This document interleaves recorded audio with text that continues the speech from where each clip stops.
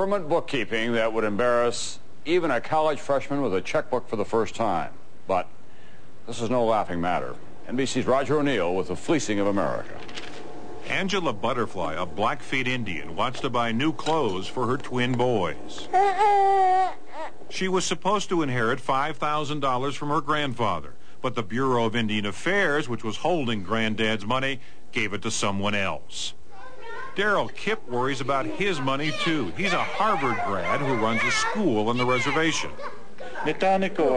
His land earns money from oil wells, but the Bureau of Indian Affairs, which holds that money, too, hasn't been able to tell Kipp how much is in his account. The government has an account for Eloise Cobell. She's a Blackfeet and a banker who decided to fight for Indians across the country.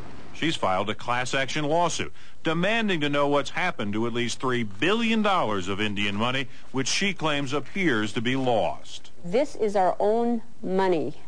It belongs to the Native Americans.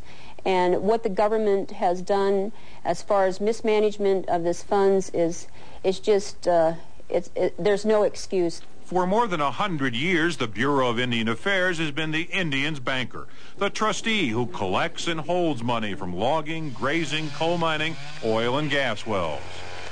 But by its own admission, the government's bookkeeping is terrible. It doesn't even have an accounts receivable system to know exactly how much money is supposed to be coming in.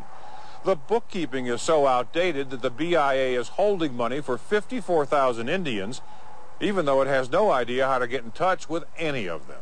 After studying the nation's tribal accounts, independent auditors said government records were so sloppy they couldn't figure out what happened to $2.4 billion.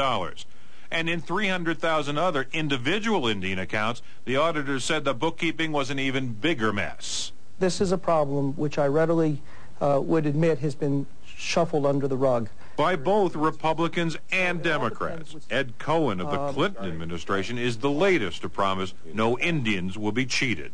We're going to repay it, and we're going to repay it with interest. But if you can't find it, if you can't track it, how can you repay it? I think an overstatement for someone to say hundreds of millions of dollars are missing. I don't think that's the case.